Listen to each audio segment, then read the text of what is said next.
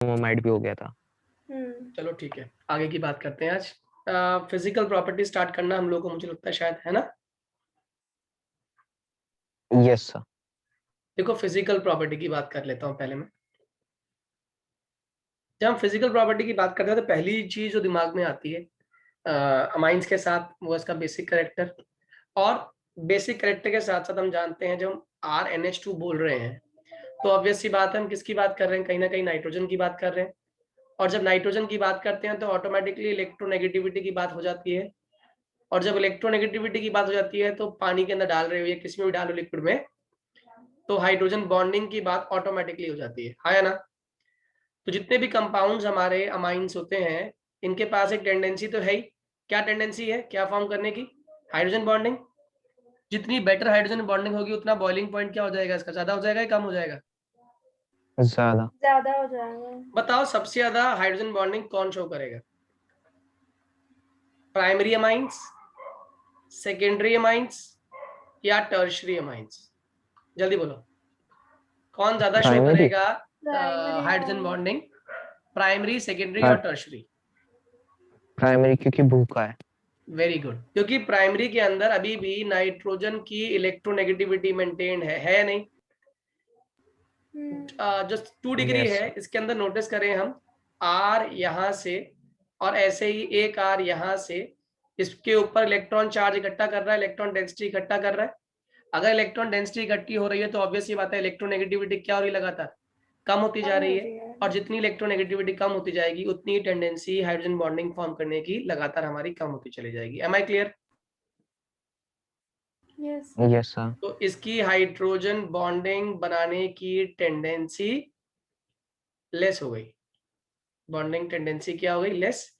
और इस वाले केस में तो मिनिमम हाइड्रोजन बॉन्डिंग फॉर्म होगी, है ना? क्योंकि इसके अंदर आपके N के पास कोई इलेक्ट्रोनेगेटिविटी बची ही नहीं। Am I clear? Sir ji कितना हो गया अभी तक? अभी स्टार्ट ही हुआ बेटा, ये समझ आ गया सभी को? यस। ठीक है, अब आगे समझिएगा अगर ये क्लियर हुआ। अब एक चीज और आती है, कहता है अगर ये कंसेप्ट है तो एक कंसेप्ट और भी पढ़ा हम लोगों ने, वो है बेसिसिटी। तो आप ये बात जानते हो कि अगर RnH2 है और एक है आपका R2NH और एक है आपका R3N, ठीक है?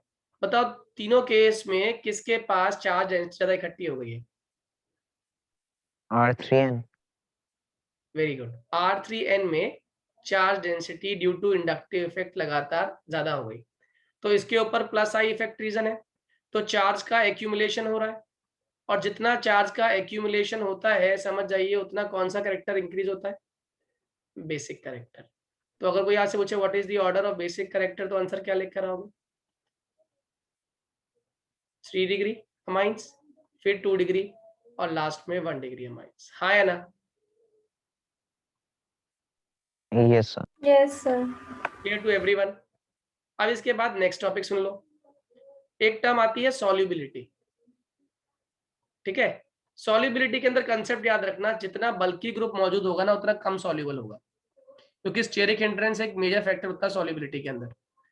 तो बल्कियर द, क्या लिखोगे? बल्कियर द ग्रुप प्रेजेंट,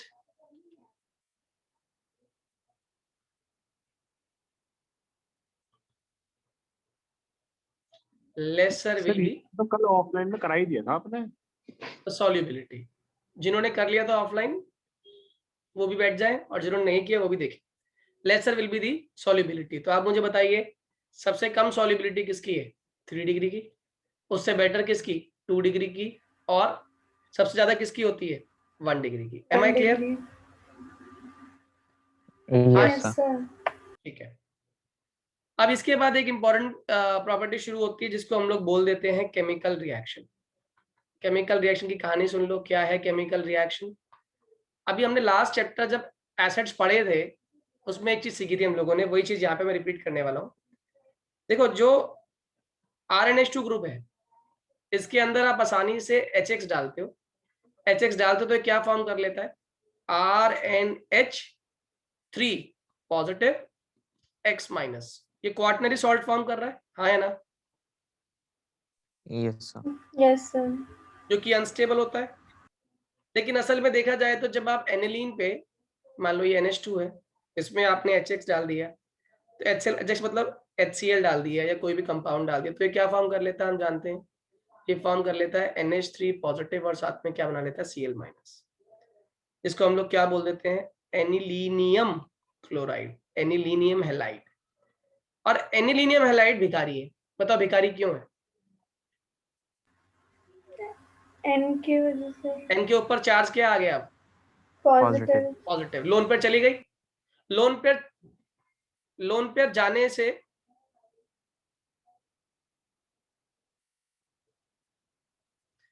बच्चों एक मिनट, मेरी आवाज आ रही है?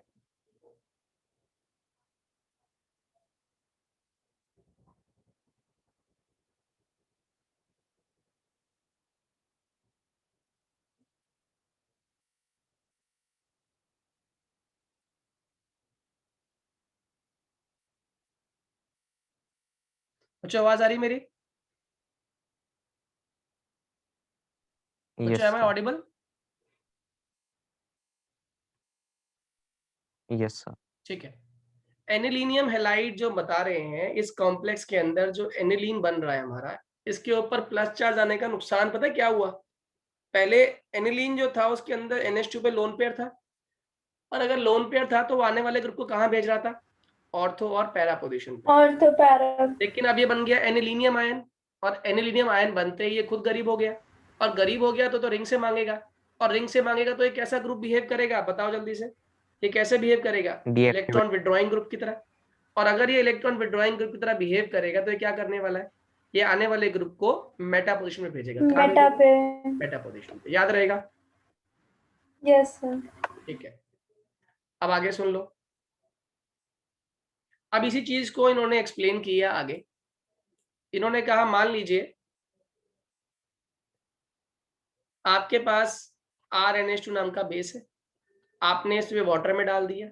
आप जानते हैं वाटर एम्फोटेरिक होता है, डिपेंडिंग अपॉन कौन कंबाइन कर रहा है उससे बॉन्ड फॉर्मेशन कर लेता है। तो RNH2 N पे लोन पेयर मौजूद है।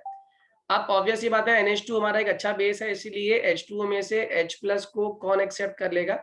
RNH2, और क्या फॉर्म कर लेगा? RNH3 पॉजिटिव, हाँ या ना? और साथ में क्या बाहर निकलेगा आपका OH minus. Am I clear? Yes sir. इस रिएक्शन का K निकाल दूं तो K आपको निकालना आता ही है, RNH3 पॉजिटिव, साथ में क्या आ गया? OH माइनस, OH अपॉन में नेगेटिव। क्या आ गया नीचे? RNH2, और साथ में क्या है इसके? वाटर। वाटर क्रॉस मल्टीप्लाई हो जाएगा K इंटू वाटर। इस केस में क्या कहलाएगा जानते हो ना आप लोग? KB, क्योंकि बेस टूट रहा है। तो KB इज इक्वल्स टू कितना हो गया? RNH3 पॉजिटिव, साथ में हो गया OH माइनस, अपॉन क्या हो गया? RNH2। अब थोड़ा सा आप लोग मैथ्स जानते हो। मैथ्स क्या कहता है कि अगर हम कह रहे हैं कि ये स्ट्रॉन्ग बेस है, तो स्ट्रॉन्ग बेस की जो बेसिसिटी होती है, स्ट्रॉन्ग बेस की basicity is directly proportional to number of OH minus ions, हाँ है ना? तो अगर ये ऑब्वियस सी बात है, मैं कह रहा हूं ये स्ट्रॉन्ग बेस है, तो जो ऊपर OH माइनस वाला पोर्शन है, यानी कि ये वाला पोर्शन, ये ज्यादा है। स्ट्रॉन्ग बेस में मोर OH माइनस होंगे, हाँ या ना? जल्दी बोलो। स्ट्रॉन्ग बेस में ज्यादा OH माइनस होंगे, होंगे नहीं? और ज्यादा OH माइनस होंगे तो ऑब्वियस सी बात है न्यूमरेटर हमारा डिनोमिनेटर से बड़ा हो गया, और अगर न्यूमरेटर डिनोमिनेटर से बड़ा हो गया तो जो फ्रैक्शन है, फ्रैक्शन क्या है हमारा? केबी वुड बी ग्रेटर देन 1। तो ध्यान रखिएगा स्ट्रॉन्ग बेस के लिए आपके केबी की वैल्यू क्या होगी? Greater than 1। Am I clear? आया ना? Yes sir. ठीक है। Yes sir. तो अगर केबी की वैल्यू ग्रेटर देन 1 है तो इसी का मिलता जुलता एक और फॉर्मूला होता है पीकेबी, जिसका फॉर्मूला होता है माइनस लॉग केबी। इसका मतलब अगर केबी बड़ा है तो पीकेबी की वैल्यू क्या हो जाएगी? छोटी। तो मैं लिख दूं basicity is inversely proportional to pKb. Am I clear? हाँ या ना? Yes sir. चलो आगे की बात सुन लो। अब सर एक क्वेश्चन आया, क्या है? कहता है आप बताइए इन दोनों में से कौन ज्यादा स्टेबल है? एल्केनामाइन, एल्केनामाइन ज्यादा स्टेबल है, या फिर आपका अमोनिया ज्यादा स्टेबल है? बड़ा एक बेसिक क्वेश्चन है। एल्केनामाइन मतलब हो गया CH3NH2, और अमोनिया क्या हो गया आपका? NH3। अगर थोड़ा सा भी दिमाग लगाए तो आंसर आपके सामने है। बताओ एल्केनामाइन स्टेबल है या अमोनिया स्टेबल है? एल्केनामाइन। एल्केनामाइन स्टेबल क्यों है? Plus I effect. Very good. कितने लोग को ये बात समझ आ गई? आ गई। एल्केनामाइन में मुझे साफ साफ दिख रहा है यहाँ पे, ये जो एल्काइल ग्रुप है ये प्लस आई इफेक्ट लगा रहा है। एन के पास लोन पेयर यहाँ भी है, एन के पास लोन पेयर यहाँ भी है, लेकिन ये प्लस आई इफेक्ट चार्ज को एक्यूमुलेट कर रहा है, हाँ या ना? जल्दी बोलो। तो कौन सा कैरेक्टर ऑटोमेटिकली बढ़ा रहा है? Yes sir. बेसिसिटी। बेसिक। इस पे खाली लोन पेयर है, लोन पेयर यहाँ पे रिस्पॉन्सिबल है, नो प्लस आई इफेक्ट, इसीलिए इसका बेसिक कैरेक्टर कम है, it is more basic. Am I clear? जल्दी बोलिए हाँ या ना। Yes sir. Yes sir. Okay, अब मैं आपको दो एक्सेप्शंस करा रहा हूँ, वो एक्सेप्शन सुन लीजिए, बड़े ही इंपॉर्टेंट एक्सेप्शंस हैं। आपको कहा गया कि आपके पास प्रेजेंट है C2H5 whole thrice NH N basically, और C2H5 होल ट्वाइस NH, फिर है C2H5 NH2, और एक है आपके पास खाली NH3। आपसे कहा कौन इसमें से सबसे स्ट्रॉन्ग बेसिक कैरेक्टर रखता है। मैं पहले अरेंज कर देता हूँ, ये नंबर 1, ये नंबर 2, ये नंबर 3 और ये नंबर 4। क्यों, वो मैं एक्सप्लेन करता हूँ। C2H5 बेसिकली ये है CH3CH2, इधर N, इधर CH3CH2, लोन पेयर, साथ में एक हाइड्रोजन। C2H5 होल थ्राइस की बात करूं तो CH3CH2, यहाँ पर N, यहाँ पर CH2CH3, यहाँ पर CH2CH3 और साथ में लोन पेयर। यहाँ तो दिख ही रहा है आपको CH3, सॉरी यहाँ CH3, यहाँ CH2, तो CH3CH2 और यहाँ पे NH2 और यहाँ पे सिर्फ और सिर्फ NH3। आपको एक चीज साफ साफ दिखाई दे रही होगी, ये दोनों मिलके अपना प्लस आई इफेक्ट शो कर रहे हैं, ये मिलके प्लस आई इफेक्ट शो कर रहे हैं, ये भी मिलके प्लस आई इफेक्ट शो कर रहे हैं, है ना? ऐसा यहाँ पर भी क्या है, प्लस आई इफेक्ट, यहाँ पर भी क्या है, प्लस आई इफेक्ट, मगर यहाँ पे एक चीज और आ गई है, हाइड्रोजन बॉन्डिंग की टेंडेंसी बढ़ गई है। बताओ क्यों बढ़ गई टेंडेंसी हाइड्रोजन बॉन्डिंग की? क्योंकि अभी भी नाइट्रोजन H आ की गई। भूख शांत नहीं हुई है। नाइट्रोजन की भूख कितने लोगों ने शांत करी है? जल्दी बोलो। 2 ने। 2 लोगों ने। हाँ दोनों और हैं। जबकि इस केस में बात करें, इस केस में तो नाइट्रोजन की भूख शांत हो चुकी है। अगर नाइट्रोजन की भूख शांत हो गई है तो इलेक्ट्रोनेगेटिविटी ऑटोमेटिकली क्या हो गई, कम है। इलेक्ट्रोनेगेटिविटी कम है तो tendency to form hydrogen bonding भी कम है। वेरी बिल्कुल लेस। नेग्लिजिबल कह सकता हूँ। और वैसे भी ये कैसे ग्रुप है, बल्कि बल्कि ग्रुप है। बल्कि ग्रुप Steric क्या hindrance. लगाते हैं आप जानते हो? Steric hindrance. Steric hindrance. ये क्या लगाते हैं, स्टेरिक हिंड्रेंस। तो यहाँ पे बहुत सारे फैक्टर्स हैं, एक तो स्टेरिक हिंड्रेंस इन बल्कि ग्रुप्स का, दूसरा इनके आने से एन के ऊपर चार्ज बहुत इकट्ठा हो गया, और चार्ज इकट्ठा होने से एन की इलेक्ट्रोनेगेटिविटी पहले से ही कम हो गई, और कम हो गई तो tendency to form hydrogen bond automatically कम हो गया। Am I clear?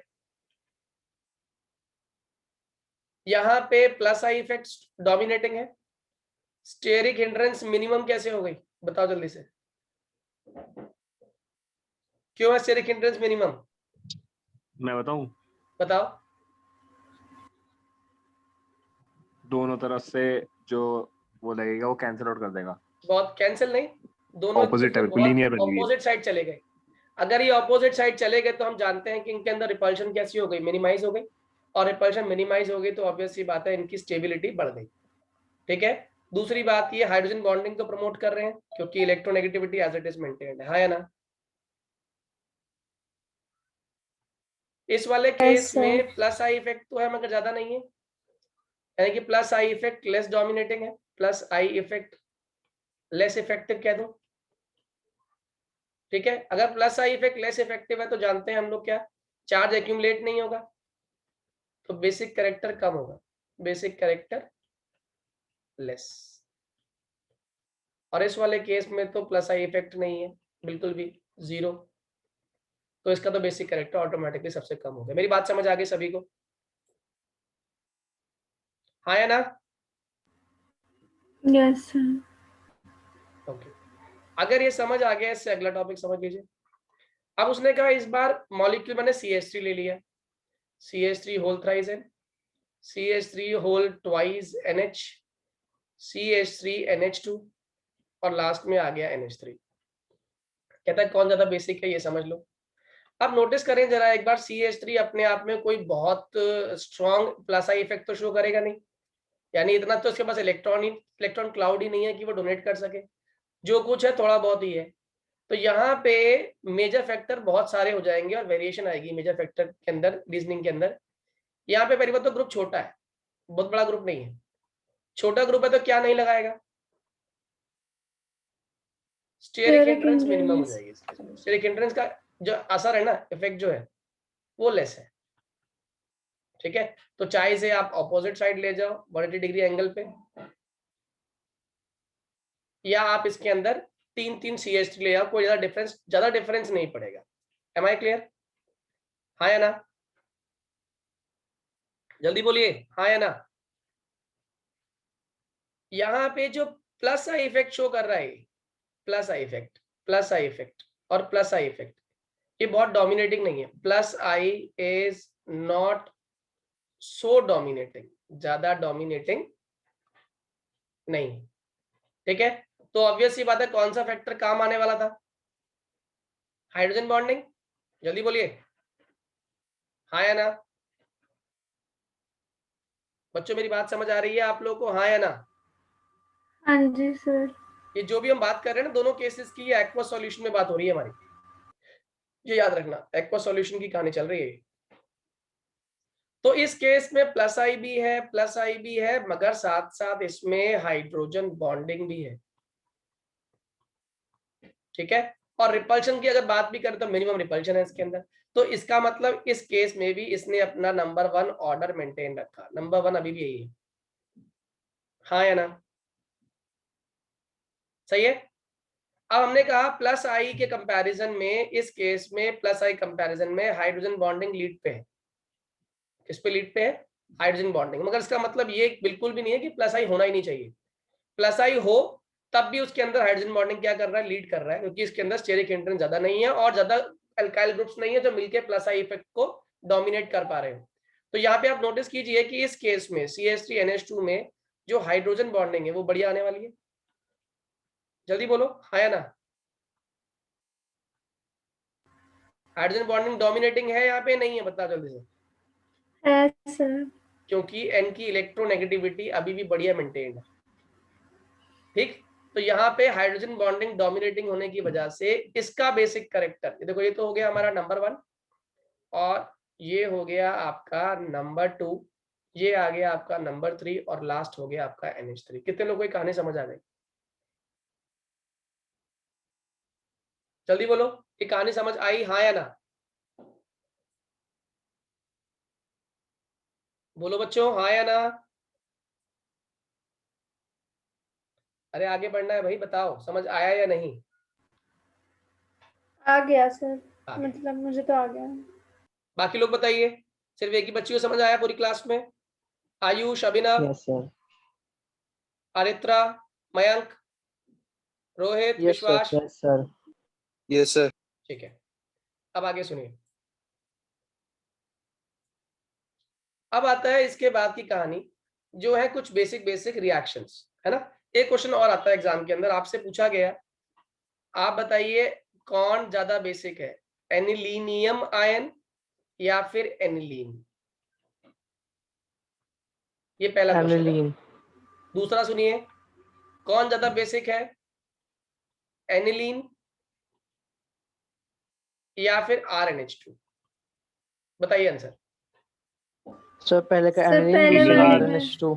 हाँ दूसरे में RNH2। पहले वाले में ये, दूसरे वाले में ये, उल्टा हो गया ये, सॉरी, उल्टा, ये मतलब हाँ। ये बेसिक और इसमें ये बेसिक, हाँ या ना? हम्म, इसमें ये बेसिक क्यों है समझ रहे हो? क्योंकि ये तो डेफिशिएंट हो गया, डेफिशिएंट हो गया तो इलेक्ट्रॉन विड्रॉइंग हो गया, चार्ज डेंसिटी कम करेगा ये। जबकि इस केस में क्या हो रहा है, ये चार्ज डेंसिटी को एनहांस तो कर रहा है, हाँ या ना? और दूसरी बात, इसमें ज्यादा कैनोनिकल फॉर्म्स भी बनते हैं। कोई आपसे पूछ ले स्टेबल कौन है, तो एनिलीन के अंदर Second मोर वाला। कैनोनिकल फॉर्म्स हैं, और जितनी किसी भी स्ट्रक्चर में ज्यादा कैनोनिकल फॉर्म्स होती हैं उसकी स्टेबिलिटी उतनी ही ज्यादा होती है। Am I clear? Yes, sir. RNH2 की तरह बात करें तो यहाँ पे तो एक तो प्लस आई इफेक्ट है, और दूसरा इस पे लोन पेयर है, तो चार्ज एक्यूमुलेट हो रहा है। चार्ज क्या हो रहा है? Accumulate. Am I clear? Yes, हाँ या sir. ना? और चार्ज का इकट्ठा होना हमारा कौन सा करेक्टर बढ़ाता है? बेसिक करेक्टर को एनहांस Plus. क्लियर है? मुझे लगता है क्लियर Yes, हो गया sir. होगा सभी को, ये Yes, इसमें sir. कोई डाउट नहीं होना चाहिए। अब उसने कहा एक रिएक्शन जिसे हम लोग सभी नाम से जानते हैं, एसाइलेशन रिएक्शन, और एसाइल ग्रुप आप जानते हो CH3 CO, इस ग्रुप को एसाइल ग्रुप कहते हैं। अब हुआ क्या, आपने लिया क्या, आपने एनिलीन ले लिया, इस पे क्या मौजूद है? लोन पेयर मौजूद है। आपने यहाँ क्या ले लिया? CH3 C double bond OCl। आप जानते हो पंगेबाज कौन है और कहां से शुरू होगा पंगा? Oxygen. ऑक्सीजन। मल्टीपल बॉन्ड दिखाई दे रहा है, उसने बॉन्ड विड्रॉ किया, नेगेटिव, इस पर चार्ज क्या आ गया? पॉजिटिव। ये पॉजिटिव वाला हिस्सा N पर अटैक कर देगा, करेगा या नहीं? Yes, sir. बोलो क्या बन Yes, sir. जाएगा? Yes, sir. C6H5, N पर जुड़ा C के साथ जुड़ा हुआ है O पे है माइनस, और C के साथ जुड़ा हुआ है यहाँ पे मान लो Cl, ये आ गया आपका CH3, और N पे जुड़े हुए H, और N पर अब एक चार्ज भी आ गया, बताओ कौन सा? Plus charge. हाँ या ना? क्योंकि N की लोन पर किसने इस्तेमाल कर ली? कार्बन ने। अब जैसे ही N पे चार्ज प्लस आ गया, इस क्लोरीन ने भी इस कार्बन से बॉन्ड विड्रॉ कर लिया। क्लोरीन किस फॉर्म में बाहर निकली? प्लस। हाँ या ना? सर पूरी वो दिखाना जरूरी है? मैं समझा रहा हूँ खाली। minus. क्लोरीन बाहर निकला, क्लोरीन पे चार्ज क्या आ गया? नेगेटिव। सही है। जैसे क्लोरीन गया तो कार्बन ने ऑक्सीजन से हेल्प मांगी, मेरी हेल्प कर। तो यहाँ पर बताओ क्या बना? C6H5N, यहाँ पर H, यहाँ पर H, N पर चार्ज प्लस, यहाँ से C गया और इस पर डेफिशिएंसी आ गई, और यहाँ पर CH3, लेकिन डेफिशिएंसी इसने खत्म कर ली अपनी, इसकी डेफिशिएंसी तो खत्म हो गई है। बताइए कैसे? यहाँ पे डबल बॉन्ड हो वापस बन गया था, लेकिन अभी किसकी मुसीबत अभी भी खड़ी हुई है एज इट इज? एन की। N की। एन की मुसीबत कैसे सॉल्व हो आप जानते हो? एन किसी Sir, एक H इलेक्ट्रॉन हटा ले लेगा, देगा। एन ने H के इलेक्ट्रॉन छीन लिए, बताओ कंपाउंड क्या बना? C6H5N वापस नॉर्मल हो गया, लोन पेयर आ गई H, C double bond O, और यहाँ पर क्या बन गया? CH3। Am I clear? Yes, sir. अगर इसका आपसे कोई IUPAC नेम पूछ ले तो देखो ये कौन सा ग्रुप लगा हुआ है? फिनाइल। तो N पे क्या लग गया? फिनाइल। ये कौन सा ग्रुप है? इथेन। और ये कौन सा ग्रुप है? अमाइड। तो नाम क्या हो गया इसका? N phenyl ethanamide. Am I clear? Yes, sir. N phenyl ethanamide is clear to everyone? Yes, sir. Yes, sir. ठीक है। अब आता है पहला डिस्टिंग्विश टेस्ट, ये आपको आना चाहिए, एग्जाम में पूछा जाता है। डिस्टिंग्विश टेस्ट 1 डिग्री अमाइन को बाकियों से सेपरेट करने के लिए एक और सबसे बढ़िया टेस्ट, कार्बाइल अमाइन टेस्ट। ये आपसे वाइवा में पूछ सकता है एक्सटर्नल। कार्बाइल अमाइन टेस्ट क्या होता है? देखो बेसिकली कार्बाइल अमाइन टेस्ट क्या है कि जो प्राइमरी अमाइंस होते हैं, कौन से? Primary amines. तो RNH2 हम ले लेते हैं, इसमें हम करते क्या? क्लोरोफॉर्म ले लेते हैं। What is chloroform? CHCl3, और साथ में क्या ले लिया आपने? इसमें KOH। क्लियर है? और KOH भी कौन सा होता है? Alcoholic KOH। यहाँ चाहो तो लिख लो अल्कोहलिक KOH। तो जैसे ही आप इसको हीट करेंगे, इसमें एक बहुत ही फाउल स्मेल, जैसे कहते हैं ना, कैरेक्टरिस्टिक गंदी स्मेल आनी शुरू हो जाती है। और वो क्यों आती है? जो 1 डिग्री अमाइंस होते हैं, they results into formation of alkyl isocyanide. क्या बना लेते हैं ये? एल्काइल आइसोसाइनाइड, जो कि एक फाउल स्मेल प्रोड्यूस करता है। क्या प्रोड्यूस करता है? Foul smelling compound. और इसके साथ में पूछे क्या बनेगा बाई प्रोडक्ट, तो ध्यान रखना KCl बनता है और वाटर बनता है। ये टेस्ट कौन देता है? Only 1 degree amine give this test. याद रहेगा? जल्दी बोलिए हाँ या ना? Yes, sir. आ जाइए जरा नेक्स्ट। इसके अगला वाला टेस्ट आपको बहुत अच्छे से आता है, उस टेस्ट का नाम है हिंसबर्ग टेस्ट। क्या है, क्यों है, समझ लो। ये 1 डिग्री, 2 डिग्री, 3 डिग्री तीनों को एक्सप्लेन करने के लिए, डिफरेंशिएट करने के लिए बना हुआ टेस्ट है और कॉमन सेंस का टेस्ट है।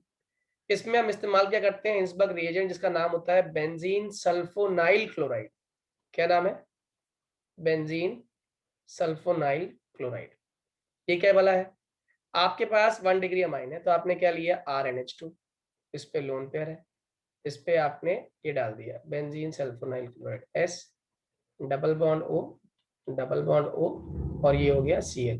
एक H इसको लेके भाग जाएगा, Cl को क्या निकला Cl बाहर, को। HCl। बताओ यहाँ पर क्या बना, RNH, यहाँ पर S double bond O double bond O और यहाँ पर आ गई बेंजीन। M I clear?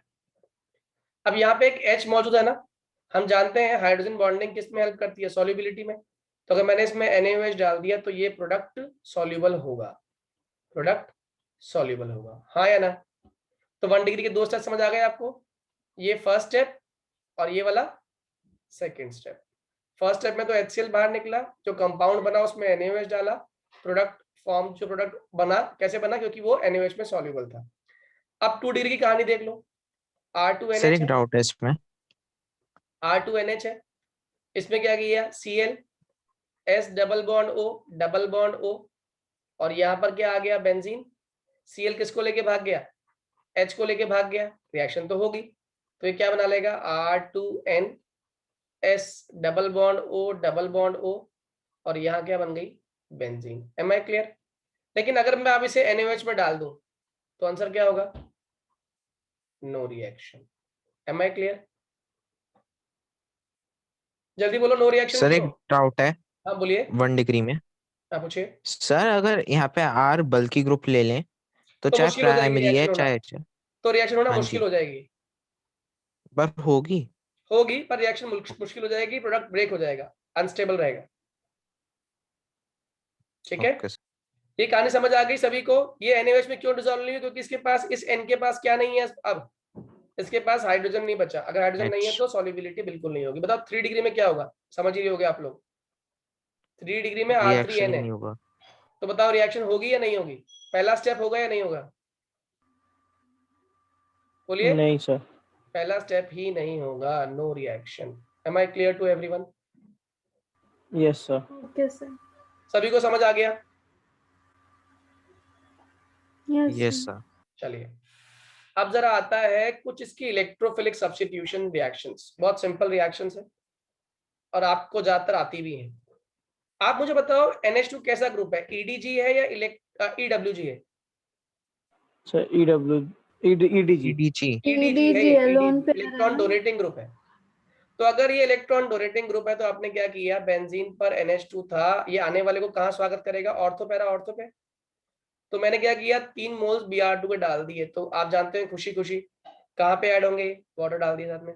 आप जानते हैं खुशी खुशी कहाँ जाएगा ये, यहाँ पर भी Br आ जाएगा, यहाँ पर भी Br आ जाएगा और यहाँ पर भी Br आ जाएगा। बताओ कंपाउंड का नाम क्या हो गया, 2,4,6 ट्राइब्रोमो, ट्राइब्रोमो। और ये क्या बन गया हमारा, tribromoaniline. M aniline. I clear? हाँ या ना? Yes sir. साथ में निकला क्या, 3 मोल्स ऑफ HBr। आपने कहा तो बिल्कुल बेकार रिएक्शन है। बेकार क्यों है, क्योंकि इसमें ऑर्थो वाला पैरा से और पैरा वाला ऑर्थो से इंटरफेयर करेगा। तो आपने कहा कि मुझे सिर्फ और सिर्फ ऐसी रिएक्शन बताओ जिसमें सिर्फ और सिर्फ मेजर प्रोडक्ट बने, वो भी एक, दो ना बने, ना माइनर बने ना मेजर, ना कोई और प्रोडक्ट बने। मैंने कहा अच्छा, तो इसके लिए आपको याद होगा कंसेप्ट ऑफ कंट्रोल्ड रिएजेंट। यहां पर एक स्पेसिफिक कंट्रोल्ड रिएजेंट डालूंगा, ध्यान देना सभी लोग, बड़ा इंपॉर्टेंट है। कंट्रोल्ड रिएजेंट क्या डाला हम लोगों ने, acetic anhydride in presence of pyridine. और इसकी कहानी समझना बहुत आसान कहानी है। बॉन्ड विड्रॉ कर लिया, मान लीजिए O ने, O पे चार्ज क्या आ गया, नेगेटिव, इस C पे चार्ज क्या आ गया, पॉजिटिव। अब जो ये पूरा ग्रुप है ये डेफिशिएंट है। डेफिशिएंट को क्या दिखाई दे रहा है, लोन पेयर। उसने ना आव देखा ना ताव, जाके बेंजीन के ऊपर, N के ऊपर जाके कंबाइन कर लिया। तो ये कहानी कुछ ऐसी बनती दिखाई देगी आपको, NH, यहाँ पर आ गया आपका C double bond O CH3। इसकी तो ऐश हो गई, इस कार्बन की तो ऐश हो गई, लेकिन N की दिक्कत बढ़ गई। बताओ क्यों, N पे चार्ज क्या आ गया, प्लस, हाँ या ना? और अब ये इस पूरी रिंग के ऊपर इतना बल्कि ग्रुप आगे बैठ गया है। अब बल्कि ग्रुप आने के कुछ फायदे भी हैं, कुछ नुकसान भी हैं, बताओ। अच्छा, इसमें डायरेक्टिंग ग्रुप कौन है? अभी भी डायरेक्शन कौन देगा आने वाले ग्रुप को? ये N है ना, NH2 वाला ग्रुप जो है अभी भी डायरेक्टिंग ग्रुप है, तो आने वाले को ऑर्थो पैरा पे बुलाना चाहिए। अब मान लो मैंने इसी रिएक्शन में आगे Br2 ऐड कर दिया, Br2, तो आप जानते हो बच्चों, पढ़े लिखे हो, बताओ Br कहां पर ऐड नहीं हो सकता? अब ऑर्थो पैरा पे नहीं हो सकता? सिर्फ ऑर्थो पे ऐड नहीं हो सकता, बताओ ऑर्थो पे ऐड क्यों नहीं होगा? रिपल्शन। बहुत बढ़िया, स्टेरिक हिंड्रेंस। ये जो इतना बड़ा ग्रुप आपने डाल दिया है। अच्छा, एक चीज और सीखो, ये जो CH3COO नेगेटिव निकला था, CH3CO नेगेटिव, तो यहां से जब ये N अपने आप को न्यूट्रलाइज करेगा, अभी थोड़ी देर में देखना आप, तो पहली बात तो यहाँ पे ऑर्थो नहीं बनेगा, ऑर्थो प्रोडक्ट नहीं बन सकता, नहीं बनेगा। तो कौन सा प्रोडक्ट बनेगा? Br कहां पर आएगा आप जानते हो? NH N पे plus C double bond O CH3 और ये आ गया Br यहाँ पर, हाँ या ना? N ने अपने आप को न्यूट्रलाइज कैसे किया? आप जानते हो N कैसे न्यूट्रल करता है अपने आप को? किसी के इलेक्ट्रॉन छीन लेगा, N ने इसके इलेक्ट्रॉन छीने, क्या चीज बाहर निकली इस बार? H प्लस, सही है। और बाहर कौन घूम रहा है? कौन घूम रहा है? CH3CO minus. तो जैसे ही आपका H बाहर निकला, H प्लस बाहर निकला, इसने लोन पे ले ली इससे, और C double bond O CH3 ऐसे ही चल रहा है, Br यहाँ आ चुका है, साथ में क्या बाहर निकला इसके? CH3COOH। मेरी बात समझ आ रही है? सर एक डाउट है, ये पूछो। मेटा डायरेक्टिंग ग्रुप नहीं बन गया ये ऊपर अभी जहाँ पे नहीं N पे बन प्लस सकता आ गया? मेटाडाइटिंग ग्रुप, क्योंकि उसने वापस अपने इलेक्ट्रॉन छीन लिए, ठीक है ना? और क्यों छीने उसके पीछे भी कारण है, बताऊंगा।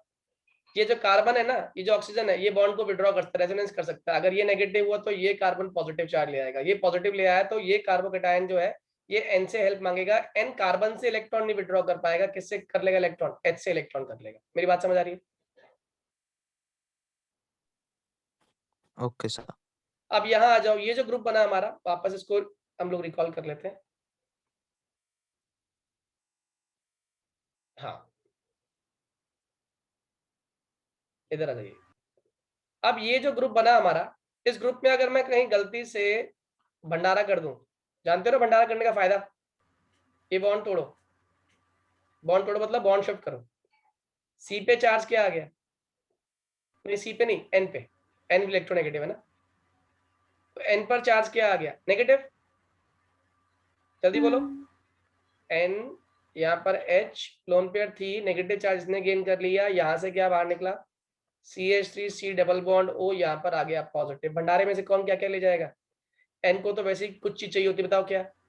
H plus H। यहाँ पे N ने किसको बुला लिया अपने पास? बहुत सारे H प्लस को, और इसने किसे बुला लिया अपने पास? OH माइनस को। OH बताओ प्रोडक्ट क्या बना? इथेनॉइक एसिड और एनिलीन। ये बना हमारा अल्टीमेटली, एनिलिन के ऊपर Br गया। यहाँ NH2, यहाँ पर Br और यहाँ पे CH3COH। मेरी बात समझ आ रही है? कहानी क्लियर हुई? Yes sir. इस पूरी कहानी का Yes, एक sir. ही फंडा था कि अगर हमें चाहिए ऑर्थो पर अटैक ना हो, तो हमें ऑर्थो पोजीशन से पहले पहले एक बल्कि ग्रुप को लाना पड़ेगा मेन ग्रुप के साथ, ताकि वो उस पोजीशन को आने वाले ग्रुप से रोक सके, बचा सके। और उसके लिए बेस्ट ट्रीटमेंट कौन सा था हमारा? इथेनॉइक एनहाइड्राइड या फिर एसिडिक एनहाइड्राइड जिसे हम लोग बोलते हैं। इन प्रेजेंस ऑफ pyridine वो रिएक्ट कर लेता है और आने वाले ग्रुप को ऑर्थो पोजीशन पे अटैक करने से प्रिवेंट करता है। मेरी बात समझ आ रही है? हाँ या ना? Yes sir. ठीक है। Yes sir.